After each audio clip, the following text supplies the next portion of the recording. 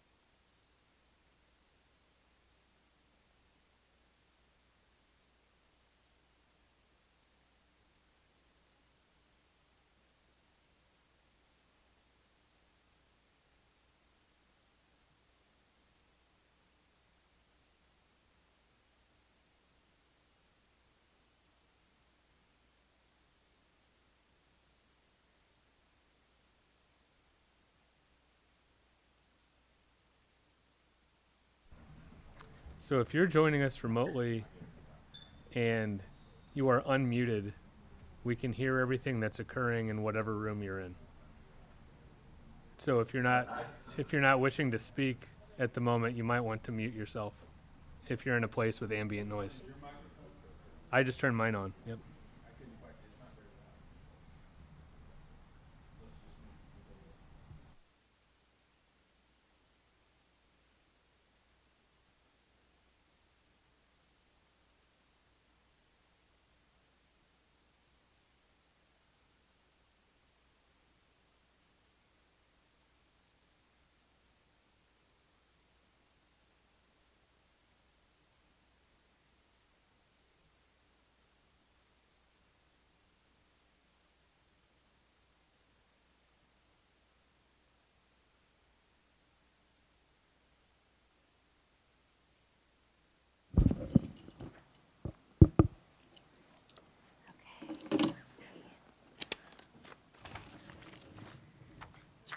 Down, sorry.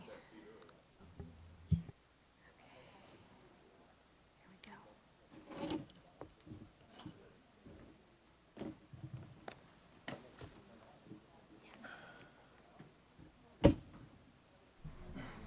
Okay, good evening, everyone. I will call this meeting of the Budget Committee to order. Can we have a roll call, please? Deacon. I can see him on there. Fitzwater.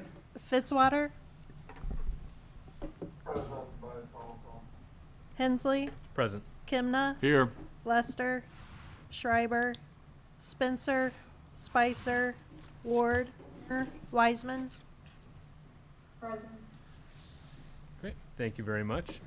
And before we proceed with the rest of the agenda, I just want to welcome everyone here to our first Budget Committee meeting to prepare for the FY23 budget. Despite how it may appear this evening, this is a committee of the whole, and we're glad that several of our members who are out of town are able to join us remotely.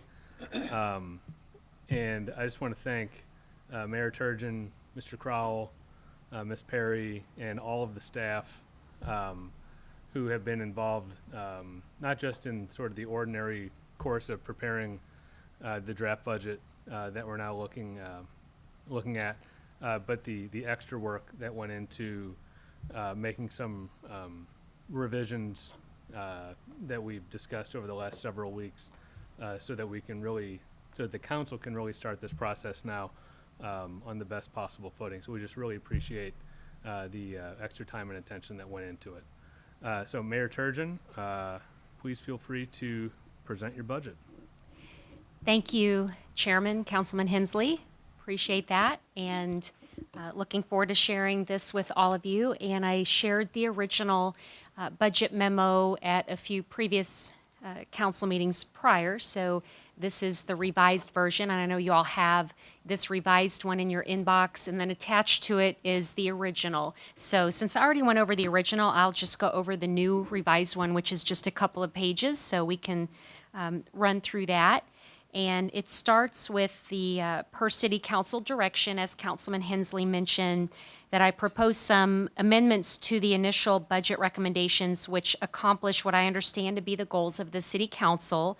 And there are 3 points here. One is no use of American Rescue Plan ARPA funding to offset the general fund operating budget.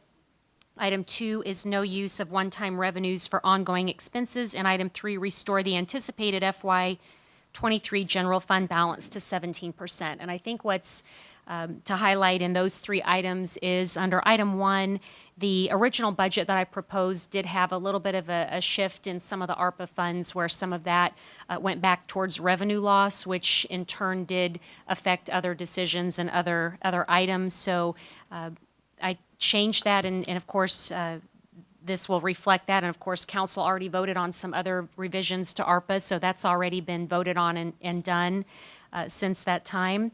And then item 3, restoring the fund balance to 17%. What I had initially proposed was 15%, so there are some changes to make that change as well. You'll see in the next item, in order to accomplish the goals, that there are 4 things. Less conservative but not unreasonable estimate of revenues, particularly when projecting over the next 2 or 3 years. Item 2, removing some one-time operating expenditures from the budget, which you'll want to discuss. Item 3, using some of the remaining sales tax G funds for one-time capital expenditures, typically called gleaning. And I know Mr. Kroll had mentioned that briefly at the last city council meeting. And then for FY23, suggested allocating some of the remaining sales tax G funds for expenditures within the adoption of the FY23 budget. And then item 4, once unexpended budget amounts and revenues collected over the budgeted amounts roll to the general fund balance. With the closeout of FY22, I predict the general fund FY23 fund balance will be close to the 17% guideline of $6,168,642. And please note, this does not take into account the fact that the self-funded health insurance fund will require the supplemental estimated at $1 million across all city funds, as it has been required for the last 2 years. And I want to emphasize, like I said before, it's not a typical budget year, experiencing things like a recession, inflation at a 40-year high, and coming off of CARES funding for transit, so and also the competitive labor market that we're in.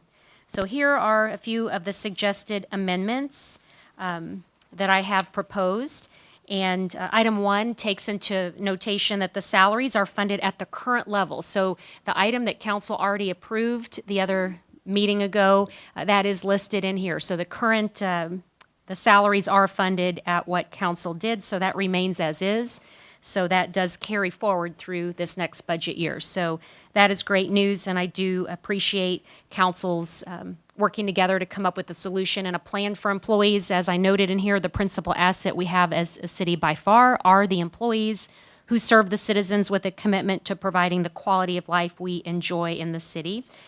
Therefore, I believe an additional salary increase should be included in the FY23 budget. However, I have not included the increase in order to accomplish what I understand to be the goals of the City Council that I stated above.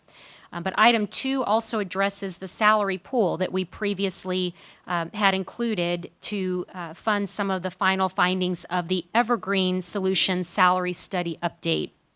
So I believe it's extremely important to include some kind of funding for this item since we are currently paying for the study.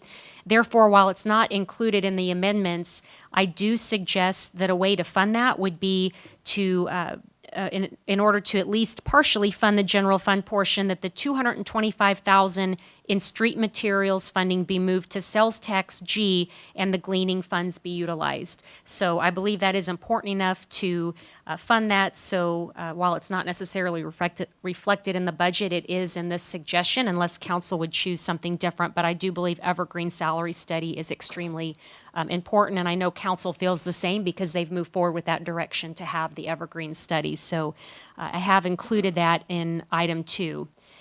And item 3, some revenues have been modified, taking into account actual collections through July of 22 for trend analysis that Sheila will go over. And then the rest of these items are some specifics that were changed or removed.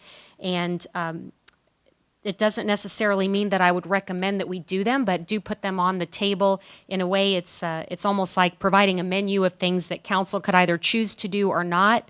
And while I don't recommend them, it does make the numbers align.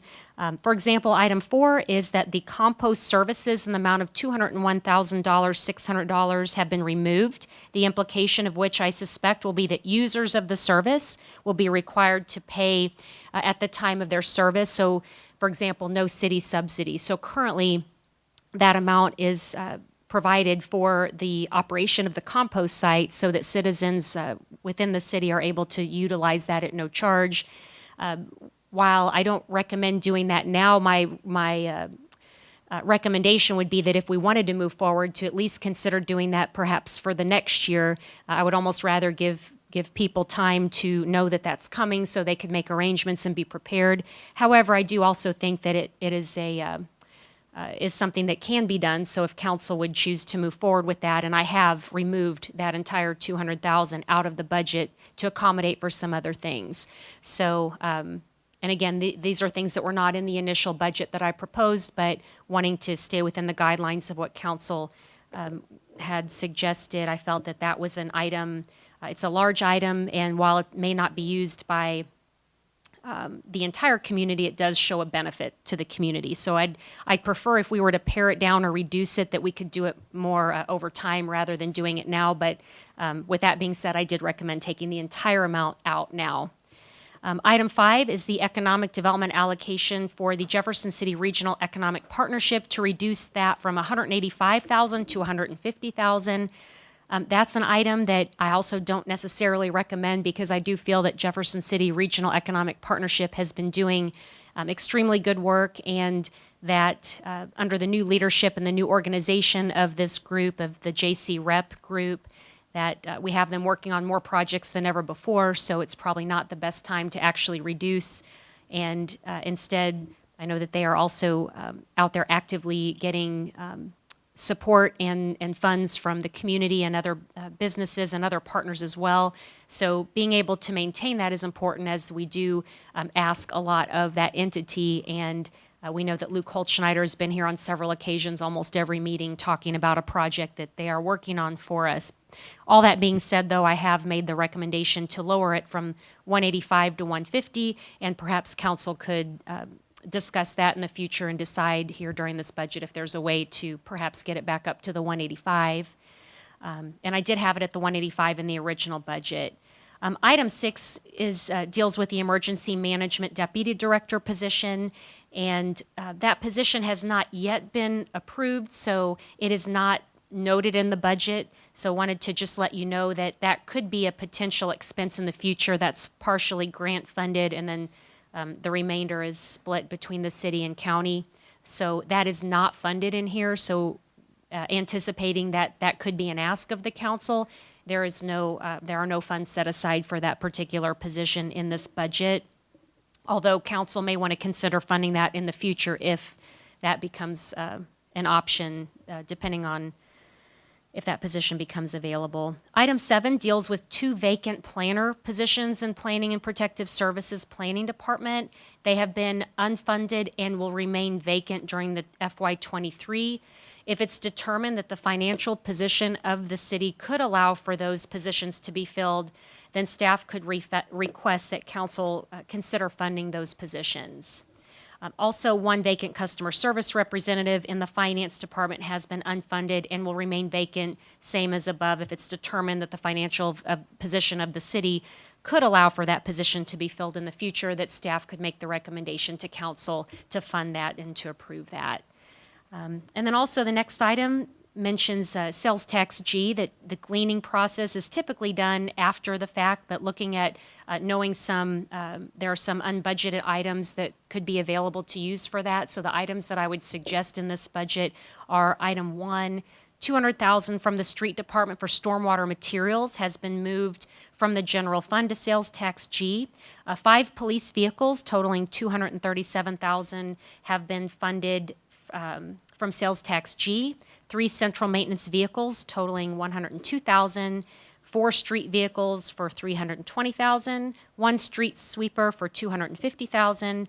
Fire hose replacement for $100,000 and $835,000. City Hall soffit replacement totaling $85,000. So all of those items that I listed would be funded from sales tax G. So again, want to consider the importance that for city staff and council to closely monitor future revenues and expenditures, including future supplemental appropriations from the general fund. And I'm confident that the city council will do so successfully. I know that we have in the past, and again, like I did before, and like Councilman Hensley did, thanking staff for their work in compiling the budget. I know that Sheila has done a few extra, iterations of the budget here and there and started to print it every so often, and I would come back with another change and then another and maybe another. So several changes, yet you never complained one time that you did it without any issues whatsoever. So appreciate that, Sheila, to you and your staff and all of city staff for their patience as we have worked through this. So that's the overall changes. It's almost, a few of those items are almost, like I said, almost a menu for council to consider. It doesn't mean that they have to be done. They weren't, some of them in the original budget that I proposed, and there I kind of stated the reasons why, but also stated the reasons that they are put in there for consideration now if council would choose to do so. So Councilman Hensley, if I would turn it to you if there's any questions on the letter or the changes. Thank you. And just to be clear, the changes that you described as even some of them that you say that you wouldn't recommend, they are in the current draft of the budget. Correct. Okay. So they are in there. I would prefer, maybe the best use instead of saying I wouldn't recommend them is that I would prefer them not to be implemented, but I did remove them from the budget. Great. We appreciate you highlighting those. Sure. Any members of council have questions, whether in the room or on the phone? Anyone on the phone, council members have questions? Yeah, this is Ron. I don't know if you can hear me or not. We can hear you. Okay. Yeah, I just, a question of where the significant sum of funds of $3.9 million appeared from sales tax G. I know that we have struggled through this year in public works to try to fund some projects, and I guess it caught me off guard. Maybe I've missed something, but where did that pool of funds come from? Is it money that is earmarked for projects that we just haven't paid, or did we not do some projects that we had indicated we were going to do, or how do we build up a fund like that? Because as of last August, that fund was at 1.2 million, but there was still some of it that was to be allocated. So, this is Steve. Essentially, that's an estimate of what we think excess revenues will be in sales tax G, because we budget that, rightfully so, council budgets that very, very conservatively. So that's extra revenue that we anticipate coming in, and close out of some projects. Even though there still are some remaining projects, as those close out, there may be some unexpended funds there. But essentially, that's most of it is just what we anticipate additional revenue being. Typically what happens is council looks at that after the budget has been adopted, because it's sales tax related, and has a discussion about how to spend those extra funds. And at that time, we usually have a better idea of what we think that estimate will be. So it's something we do at the end of every, council does, at the end of every sales tax iteration. Again, it's an estimate. I don't know if Sheila has anything to add to that. No. So. That's where it comes. And I guess my other comment would be, I have mentioned that several times in several meetings, that sales tax G, not to forget about that. And then the other thing would be is there's a lot of moving parts, as you all know, to the budget. And certainly that's part of what this process is to take into consideration all those various moving parts, and council determines how to fund those different moving parts. Thank you. Can someone give us sort of a summary update of where the different sales tax series are? Like where we are with sales tax G, and then where sales tax H is I in think terms Sheila's of done that collections exercise. in terms of collections and when we might be able to start spending it. So as far as collections go, this 3.9 that we're talking about here, while it is still an estimate, is a pretty reasonable estimate for sales tax G. Again, those are revenues that came in above budget, as well as the interest income that was earned through the 5-year iteration. And sales tax H, which started in April, we have started the collections on. We budgeted for that half of a year in '22, and it is included in this budget for '23 as well, which we'll go over as we hit the individual departments and funds. Great. Thank you. Mr. Crowell. Could I just add something? I know one question that might come up is, does that extra amount include what is typically identified in those various budget iterations, sales tax budget iterations, as contingency? That answer is no. That small amount of money, I don't know what it is offhand, 150,000-ish or something like that. That's outside of this, so that's still in the budget. This is really typically just extra revenue that came in, additional revenue came in, and plus the interest income. And also the 3.9 estimate does not include anything that has already specifically been allocated to any department for any project. Those numbers are outside of this 3.9. The 3.9 is strictly additional revenue based on what we budgeted.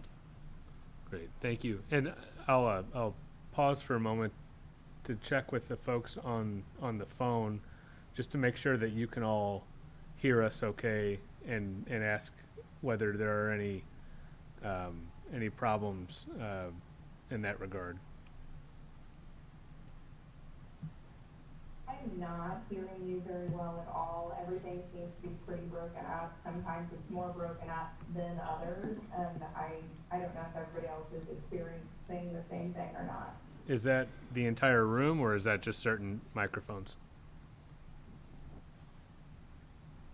Your microphone tends to be quite a bit better than what I think is probably the middle of the room, which is the mayors and the city administrators, because I think theirs is the movable one, but that seems to be my experience. I think Councilman Were you able might to be able to weigh in on that too. Were you able to hear Sheila okay? I can hear all the time.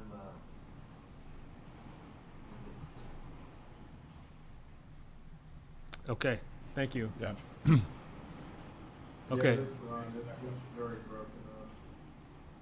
say that one more time, Ron, please. The audio is very broken up. I think Councilwoman Wiseman said yours seems to be okay, but the rest are, I get about 2 out of 3 words. Okay, if there happens to be another mic that we could switch out for Mayor Turgeon, it doesn't appear that we have one for tonight. So We've tried pulling that one before, yeah. yeah, I suppose Do you want us to if you guys- sit up there? if you wanted to sit up here, that'd be And fine. I can see some, I think Mary has actually written some messages, but I can't see what they say. They might know in the back. So, but yeah, I can move. I think it was a comment that my mic might also not be perfect, but well, if you all would like to make your way up to these other micro, I know it's abnormal, but And, Councilman, yep. I know it's been distributed before, but I didn't know if we could maybe just get an update or a handout of the sales tax G projects of what we've spent it on so far. Just so that we kind of get a refresher. Of course, I can probably dig and find it at some point, but just so that we have that at our disposal. Great. I can provide a listing of that. Thank you. Great.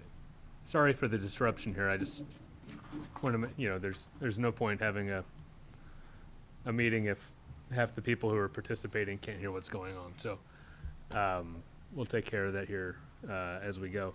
Are there any other questions or comments with respect to the mayor's budget presentation? Going once, going twice. Great. Yep. Councilwoman Ward. Maybe this be directed to Matt.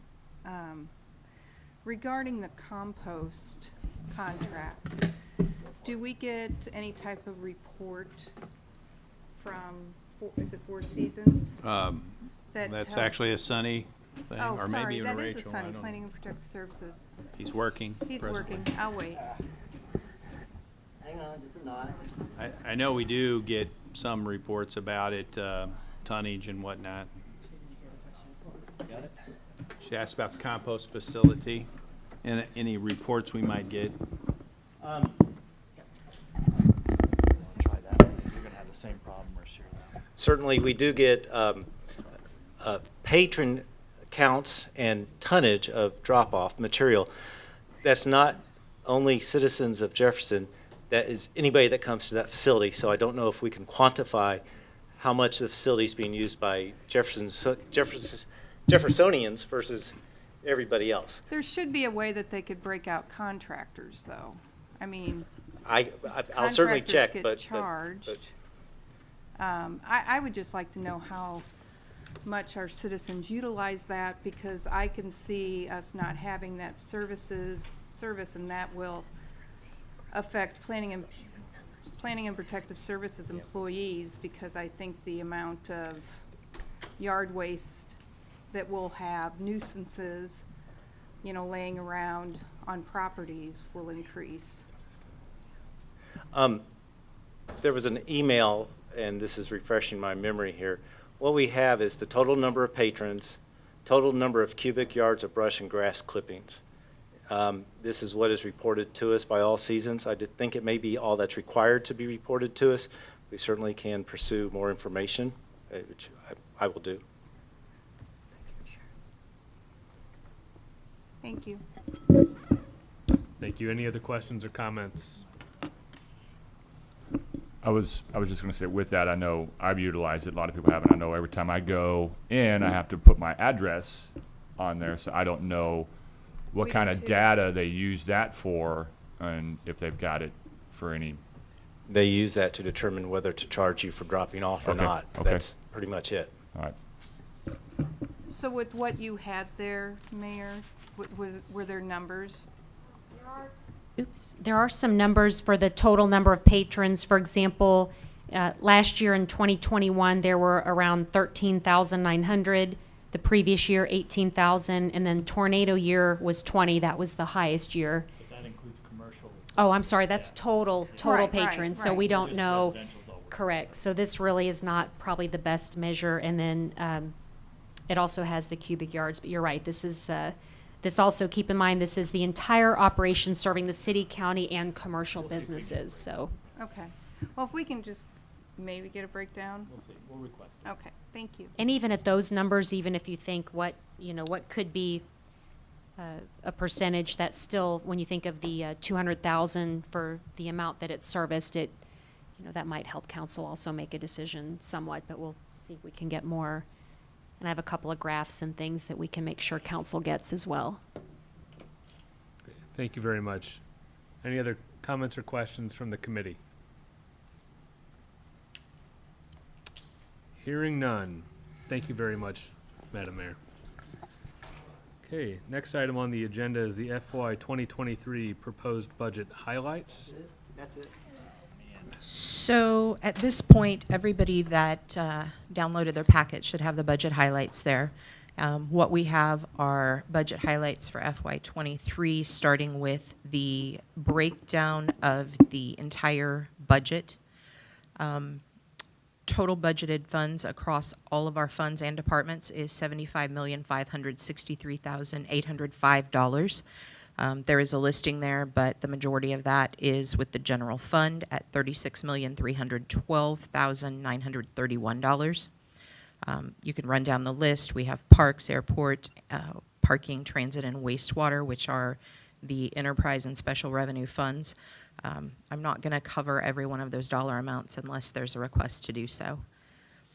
Number 2 on the list, I want to point out that, as the mayor said, the pay increase that council approved at the July meeting for the 4% of average salaries for employees, which is $2,040 per employee, is included in the mayor's most recent amendments.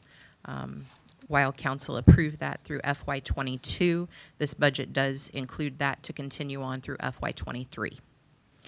Also, we have a health and dental insurance increase built into the mayor's amendments. There's a 10% increase that is included for the health insurance and a 5% increase for the dental insurance. Total cost across all funds is $377,073.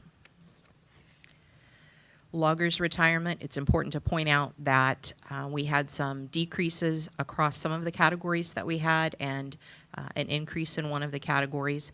Currently, the general employees in 22 are listed at 13.8%, and that has dropped to 12.8%. Police decreased from 19% to 18%, and the fire category increased from 49% to 50%. And the total adjustments related to those overall changes is an increase of $148,953. There is a transit subsidy included in the FY23 budget of $1,189,133 from the general fund, and there is an airport subsidy that's also included. That airport subsidy is $91,200 from the general fund. And then finally, the fund balance estimates. So it's estimated that at the end of FY22, the unreserved fund balance will be approximately 17.09%, and the FY23 unreserved fund balance will be 16.19%. While I do realize that that's below the 17% guideline, we do anticipate that once the unexpended budget amounts and the revenue collections that were over the amounts for FY22, once they roll to the general fund balance with the closeout of FY22, that the FY23 unreserved fund balance will be close to the 17% guideline. Mr. Crowell? Can I just mention that while we're talking about that fund balance, we do, though, anticipate the need, as we have the last couple of years, needing to do a supplemental for our self-funded health insurance and perhaps for workers' comp. We don't know what those numbers are yet, but we know that there's going to need to be a supplemental for that. Any questions from the committee on this topic? Councilman Kemna? Do you have a ballpark figure, Mr. Crowell, on what those numbers could be? They're probably not too far off from the numbers that I included in your ARPA funding from several months ago. Probably health insurance close to maybe $1 million, and workers' comp probably close to $200,000. We do have one outstanding workers' comp claim that could change that, but just not sure of the timing on that.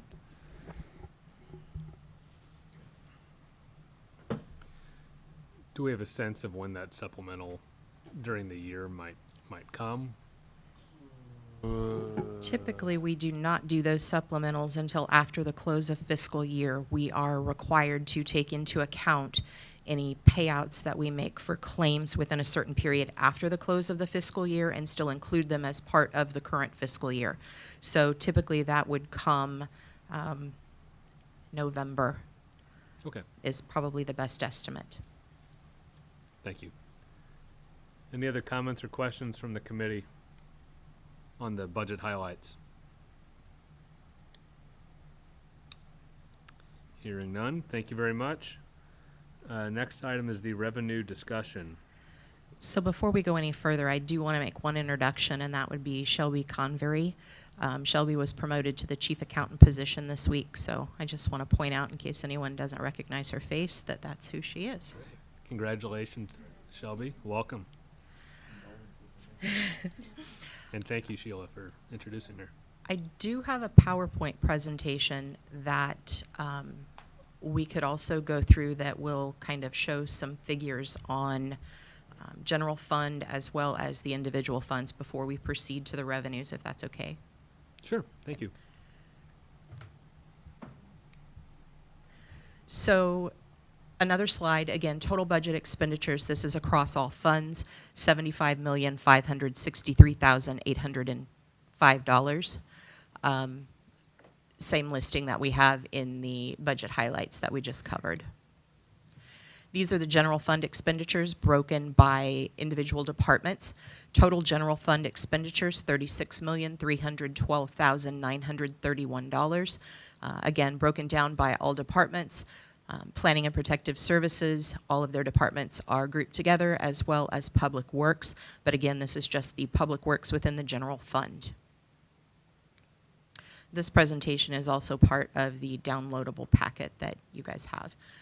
This is total fund expenditures for 23 based on our personnel costs, capital projects, contractual services. These are the individual classifications that you see within the detailed account listing within your budget document.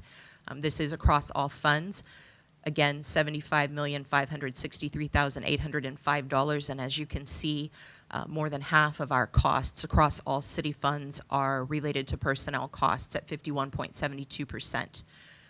We've got capital projects in there, and you can just kind of go down the groupings, but personnel costs are the majority of our expenditures. Across the general fund, personnel costs make up 78.5%. So in the general fund, that is a majority of the expenses that we have budgeted and that we pay out through the course of a fiscal year. And then these are the budgeted expenditures based on departments. As you go down through here, you can see some of our bigger departments, Public Works, Fire, Police. Those are listed with the bigger portions of our expenditures. And again, I just want to point out that all of these things are in your packet, but if anyone needs these sent to them electronically, you can let me know. These are our total fund revenues and sales tax making up a majority of our revenues at 37.9% for a total of $28,637,000. And then fees and charges make up 28.09% with the remainder of the revenues spread across the other various categories. In the general fund revenues, sales tax is the largest portion at 38.93%, or $14,137,000. And after that, franchise and utility taxes at 17.31%, and property taxes at 15.95%. And then this is for reference as far as property tax goes, because I know that's a discussion that we'll have as we proceed through the revenues. These numbers are based on the 21 property tax rates, because we have obviously not set the rates for 22. And these property taxes are based on a market value home at $175,000. Total taxes on $175,000 property is just over $2,000, and you can see that there is a significant difference there in the amounts that the city, county, and the school district receive of that $2,000, with the city receiving the smallest portion at just under $185.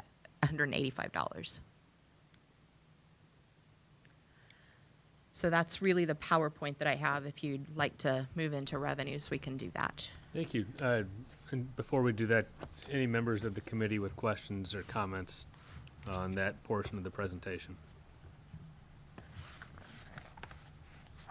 Hearing none, please proceed.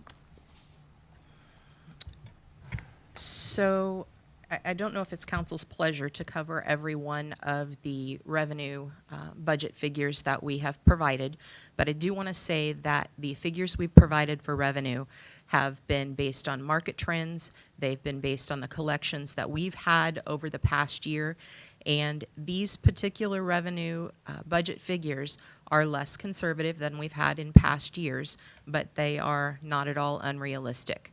So we're making them a little less conservative so that we've got a little less flexibility as far as movement, potentially for increased revenues, but increasing the revenues also in turn allows us to increase some of the expenses. Thank you. Could you please explain what you mean by less conservative and maybe describe how we might be doing things differently this year than we have in years past. So I think we can cover that with the very first one, which is sales tax. Historically, sales tax has been calculated on the prior adopted budget. And in this case, we are actually basing our sales tax budget figure on anticipated collections for the current fiscal year 22. So we are anticipating, and these are based on collections through August of 22, and the estimates that we have for the budget for the remainder of 22. We're anticipating $13,323,961 in FY22. That budget of 22 was actually based on a 2.5% growth over the 21 adopted budget, plus a small portion that we had anticipated. I do believe that last year we thought maybe St. Mary's was going to go public and would have sales tax on their invoices. And since that didn't come to fruition, we have taken that into account. So the FY23 budget, as opposed to being based on the prior years adopted, we intend to base it on the actual collections for 22.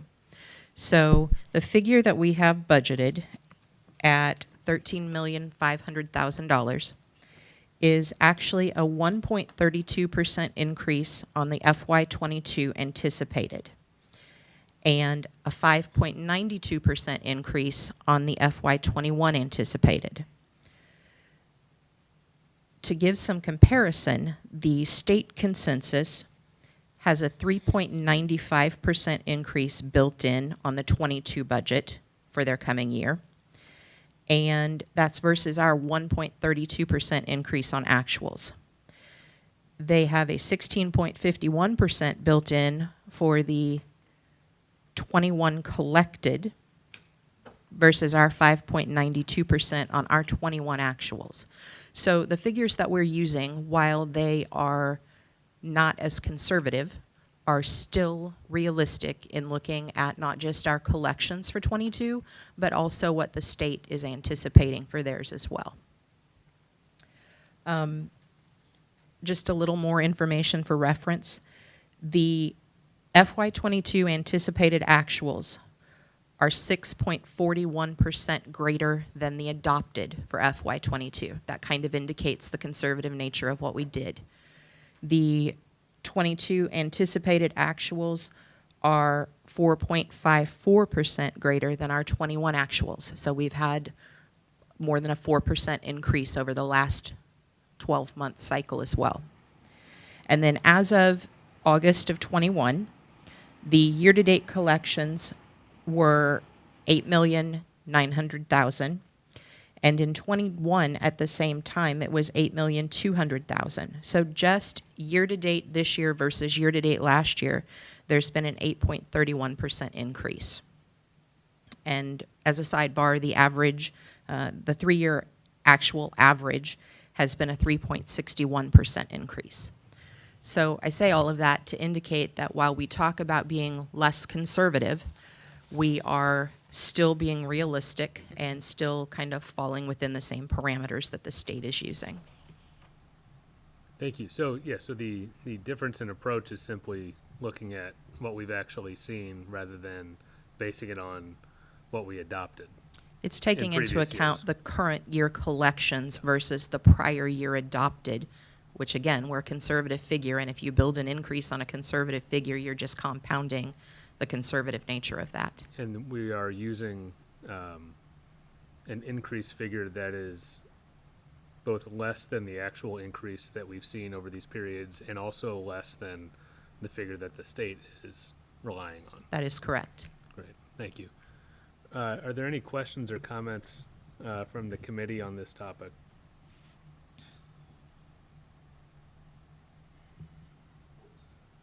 What was the figure you said for this year that you're using? Was $13,500,000 will be the budget for 23. Is that what you're asking me? No, you said that the percentage that you use for the projected. Oh, I'm sorry. It's 1.32% increase on the anticipated FY22 collections. Okay. Any other comments or questions from the committee? No? Thank you. So were you planning to go through the other categories in the revenue? Yes, I'm happy projections? to do that. I Please. don't intend to go through every account unless that is council's request. I do want to touch on some of the bigger ones, keeping in mind again that everything that we've projected here is based on trend analysis and where our collections have come in so far year to date and in prior years. Thank you. So in the intergovernmental taxes category, we do have some increases built into motor vehicle tax and gasoline tax. We've based those on rolling averages for the 3-year time frame, and also taken into account on the gasoline tax that there is a gas tax increase of 2.5%. So the increases in motor vehicle tax, $25,000, and the increases in gasoline tax, $49,000. We requested no increase on road and bridge tax. Some of the other taxes and the franchise utility taxes, as we've talked about in previous years, we have some that are trending down. So, for example, our cell phone utility tax. So on cigarette tax, we have seen a decline, and it's been trending down. So we are using a 3-year rolling average and recognizing the fact that it is trending down. Electric and also the gas utility, we have used 1-year rolling averages and 2-year rolling averages. We are going to increase those currently as the budget stands by $119,000 on the electric utility and $120,000 on the gas utility. Having said that, the telephone utility has been trending down, and in some cases fairly significantly. And so in this case, we're using a 1-year rolling average and a 3-year average, and we're going to reduce the anticipated revenue on that by $360,000. Cable franchise is the same. We are basing it on a 1-year rolling average as we've seen it trending down, and also because there was a Senate bill passed that reduced the rate from 5% to 4.5% effective in August of '23. So the budget there is $42,000 less. And again, all of these are based on prior year adopted budgets. So any increases or decreases, that's what I'm referring to. Property taxes is the next category. We do have property taxes with a 1-year rolling average and a 3-year average for an increase of $68,000 in the FY23 budget year. That is the most significant increase listed here. We do have some anticipated surtax receipts for a small increase of $8,000. Charges for services. This is where we have the administrative chargebacks revenue that comes in from the other funds that we do the chargeback for. These are based on percentages from the last audited financial report that we have, which would be FY21, and then we allocate across all of the funds based on what we have budgeted in the administrative departments. So this is an increase for FY23 of $23,441. Chargebacks for fuel, parts, and labor are based on what we have budgeted in the individual vehicle maintenance accounts for airport parking, transit, and wastewater. So we do see some of those figures declining a little. I missed the fuel chargebacks. Fuel prices, we anticipate obviously an increase over what the cost is for FY23 or was budgeted in FY23. I typically receive some calculations and figures from Britt Smith in Public Works, and he has actually provided some figures that are slightly higher than what they've been in the prior year. This particular category for fuel chargebacks, it relates to the Housing Authority. So while there is a revenue here of $20,000, you will also see an offsetting expense in the 10185 non-departmental account. Cole County Animal Rescue, we have a contract with the county, and that county does include a consumer price index increase.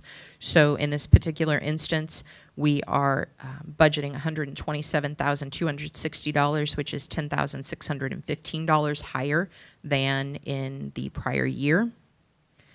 If you go down a little further, we also have the Cole County 911 reimbursement, and this is based on 25% of the 911 expenses.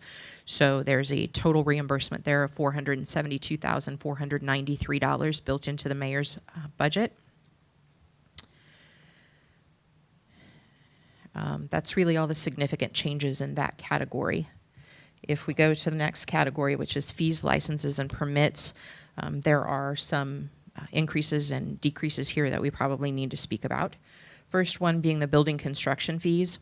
So this is a 3-year average and excludes large one-times, and it also excludes or takes into account a significant number of hail damage roof permits that we had due to the 2020 hailstorm that were still being dealt with.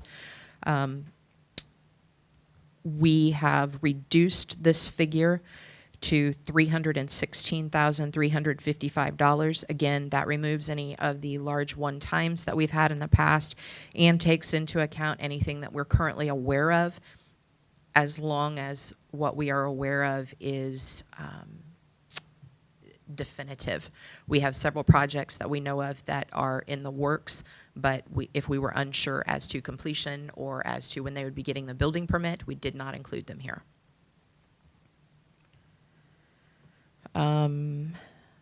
Animal cremation fees.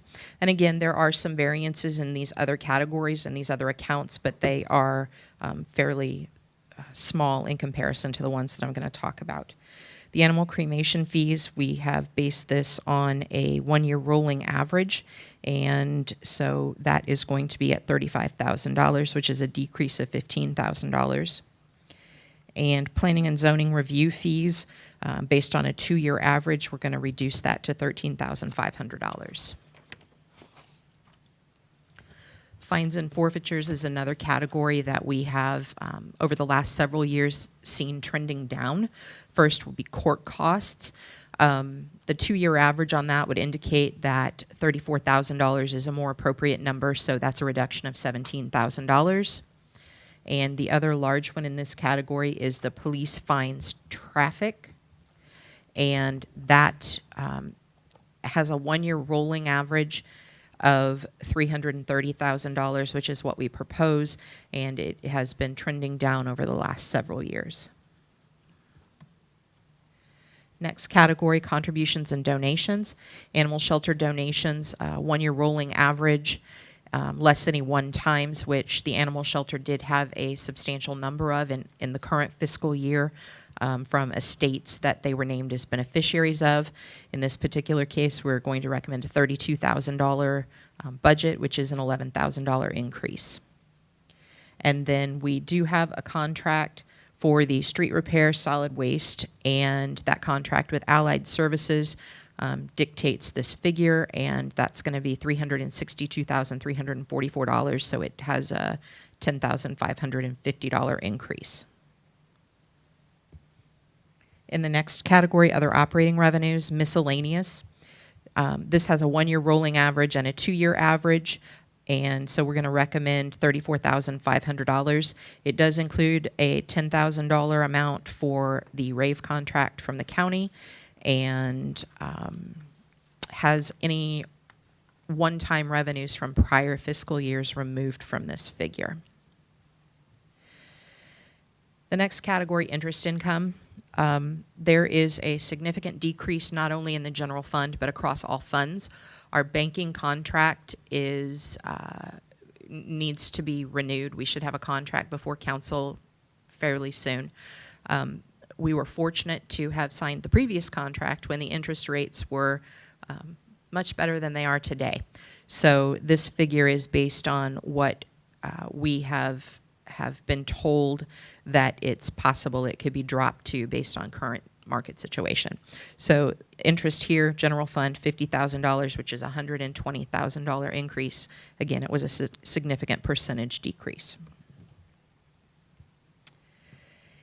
The category of transfers in, there's one thing here that has not shown up before that we do need to talk about, and that would actually be the transfer from public safety tax. As we get into the other funds, we'll talk about the public safety tax separately, but this figure is actually the amount of funds required to cover the public safety salary increases for fiscal year '23. That includes police, Mustang, school resource officers, 911, and the fire department. So this is the amount of funds that we have being transferred from public safety into the general fund, since all of those public safety employees are actually paid from the general fund. And as we get into the public safety tax, we can talk about the specifics of exactly how that's calculated.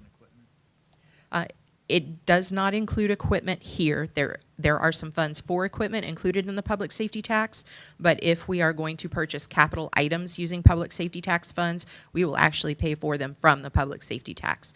This one we're transferring in just because it's personnel services and the staff is actually paid out of the general fund. And total projections for the year for this are around 2.8 million, correct? Correct. And then this line item, we have about 1.8 million. Correct. Okay, great, thank you.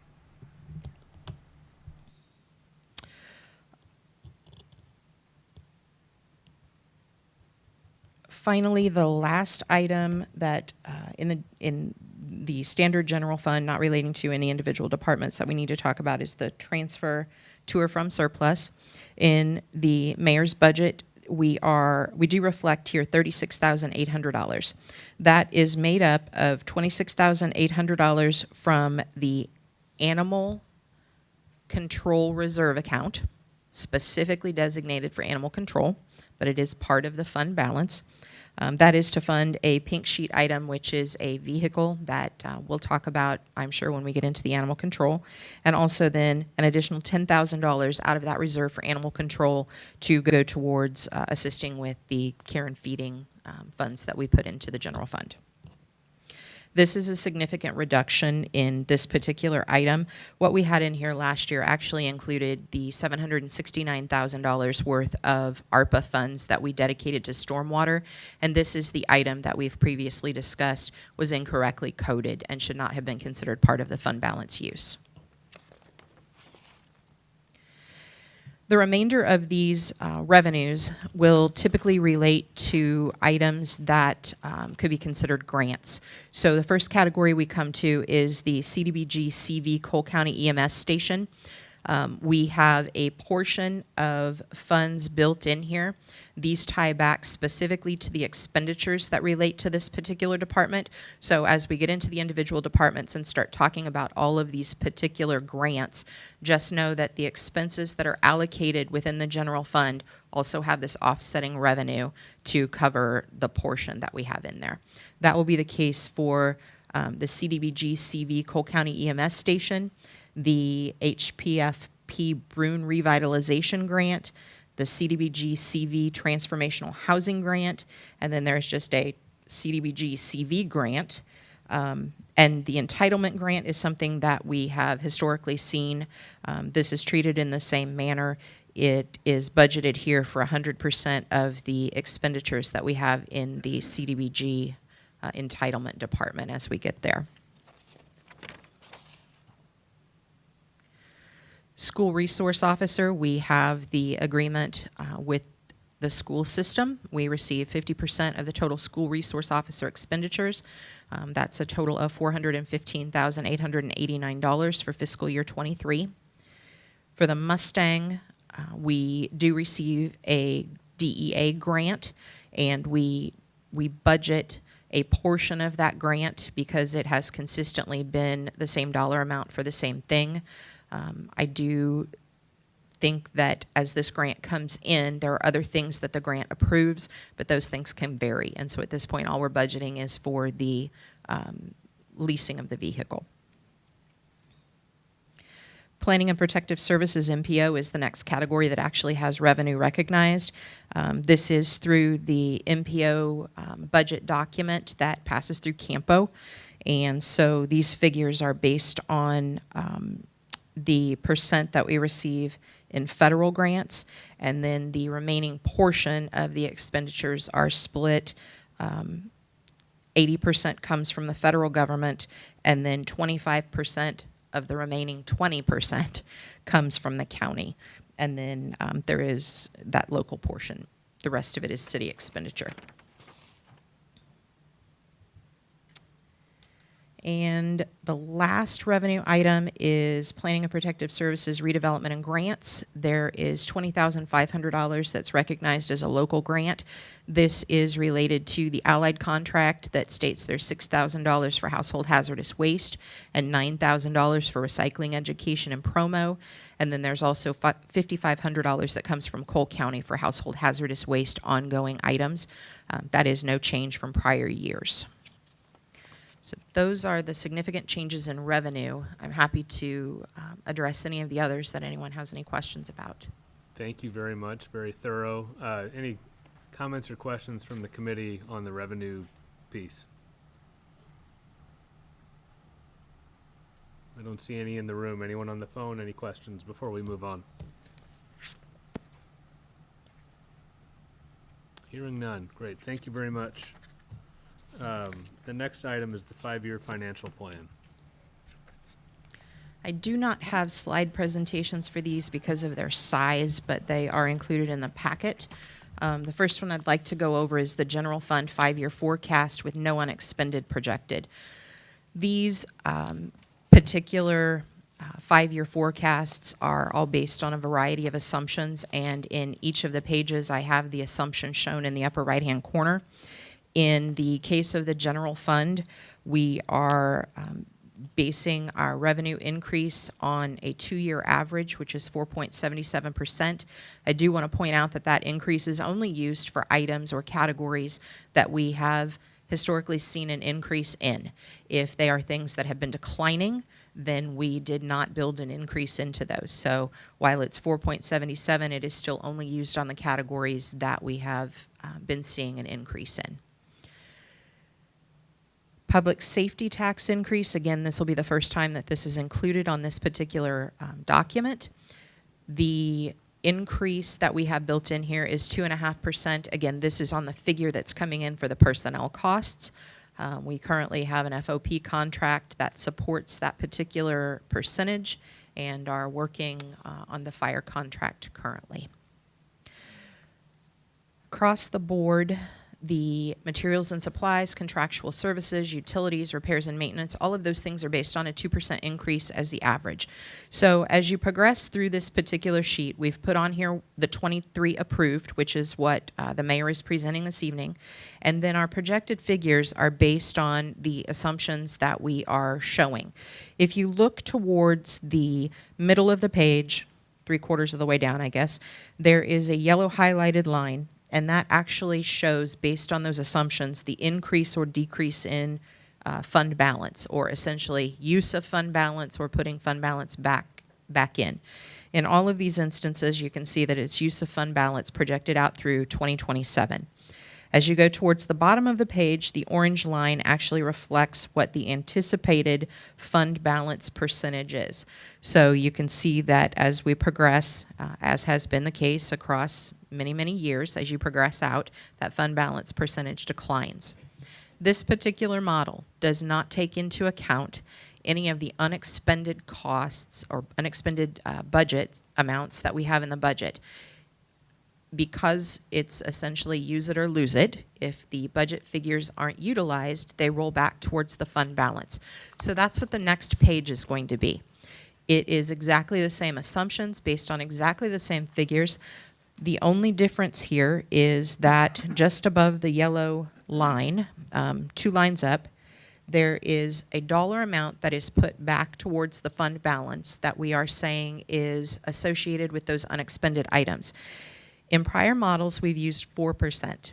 In this case, we're being less conservative, more conservative. We're using 3%, partially because we have reduced some of the budgets. We have kind of cut out some other things, so we may not, we shouldn't anticipate potentially that we will see as much rolling back to the fund balance.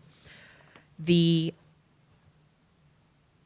lowest amount that has rolled back to the fund balance was in 2019, and I do believe that would have been the tornado year. So if you recall, We did not come back to council for a supplemental appropriation to deal with anything that related to that. We actually utilized funds that we had as unexpended. So that percentage was 2.57%. So the 3% that we are recommending is reasonable. The highest percentage was back in 2015, and it was 6.28%. So that number does fluctuate. We feel like 3% is still a conservative but realistic number. It has been reduced, though, from the 4% that you would typically see.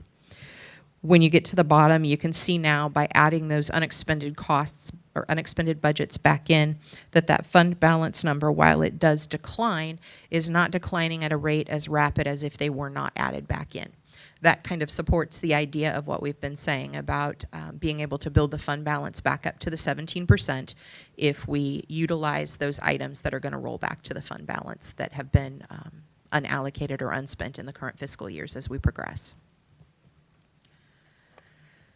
I think I'd like to ask for any questions on the general fund before we go to enterprise funds.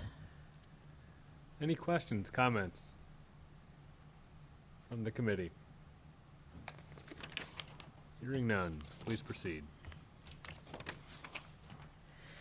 I've also included the airport 5-year plan. This particular model is based on a 2% revenue increase. Again, that is just across the charges for services and the other non-operating revenues. We have built the same expenditure increases in. Earlier I said it was 2% across the board, and that is a true statement for personnel costs as well. The only difference in all of these models that I didn't mention earlier is that we have a 10% increase built in for health insurance, and all of the 5-year forecasts will reflect that. In this particular instance, we include the subsidies that we provide, and you can see that in the transfers in that subsidy is anticipated to grow. Because the goal here is to have because the airport gets a subsidy from the general fund, the goal here is to have no fund balance as we progress, not to leave something there that we've not taken into account. The next one is the parking 5-year forecast.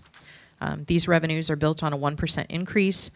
Through the COVID situation, their revenues were not as high as they had previously been. We're trying to take that into account here. Obviously, with people not going into the offices, parking was not, we had a lot of parking cancellations. So these take into account a 1% increase at this point and are based on the same expenditure costs that we have built the other models on. And as would be anticipated, parking has an increasing fund balance. They're putting money back to the fund balance every year. Transit, we did not really base any increased ridership or anything like that. The only thing that we've really done here is an increase on other operating revenues because we have historically seen that across the board with transit.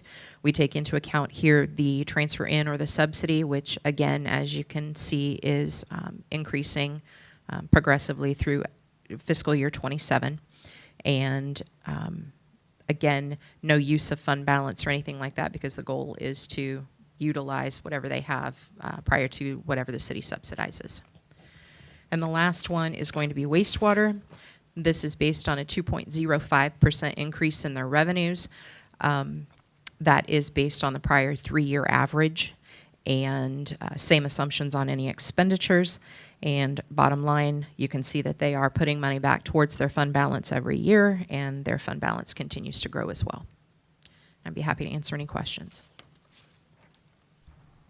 Thank you. Any questions, comments from the committee? Going once, going twice. Nope.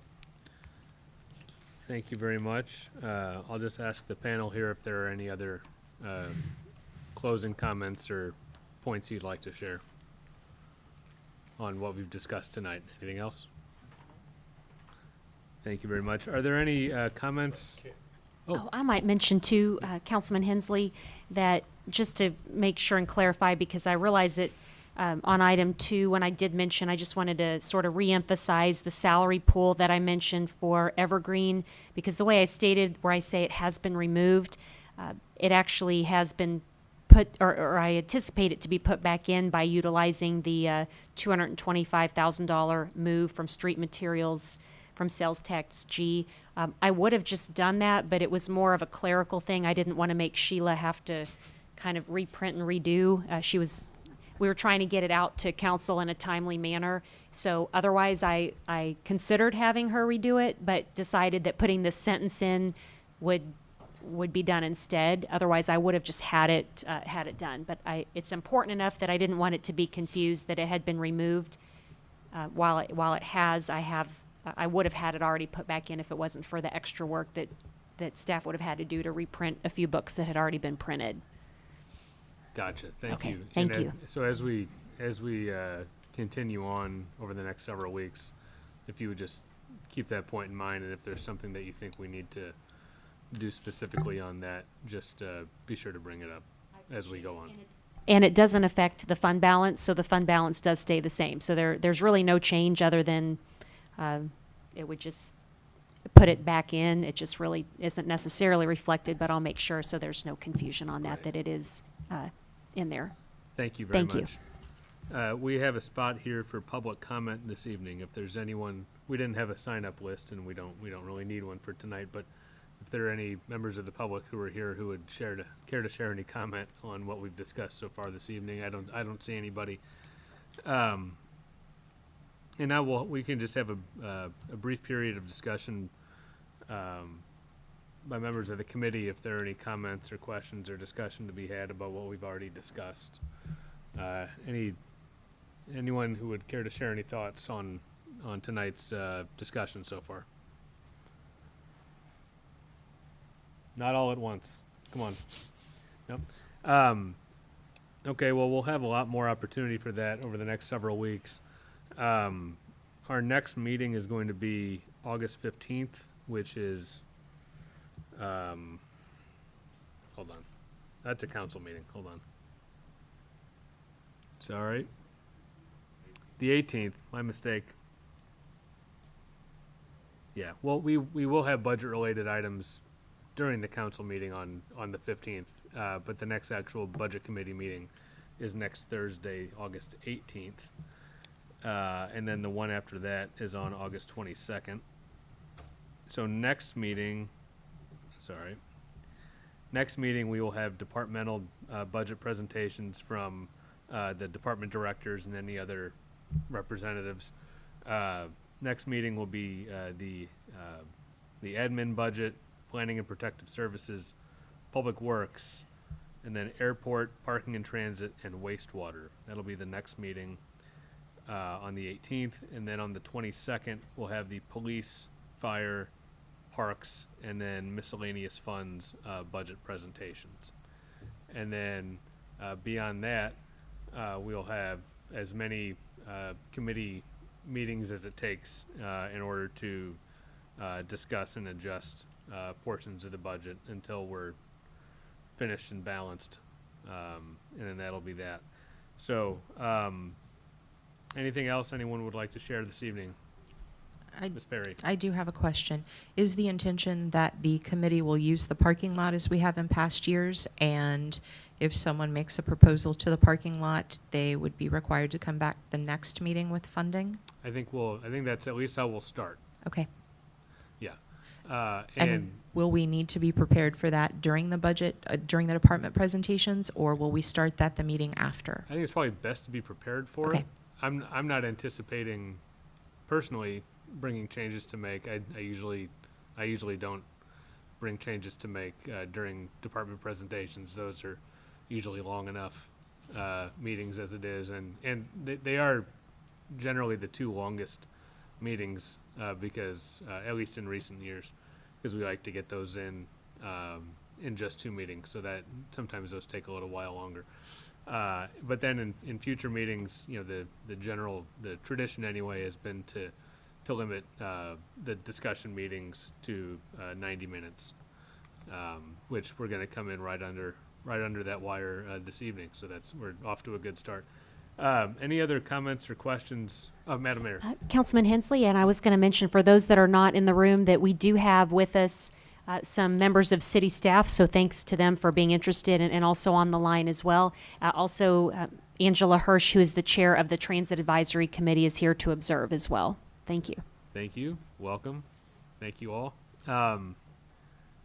Anything else anyone would like to share, whether in the room or on the phone? Hearing nothing, I will call us adjourned. And we'll see everyone on Monday for council and then Thank on you. the 18th for another budget committee meeting. Thank you all very much. Thank you, Councilman Hensley.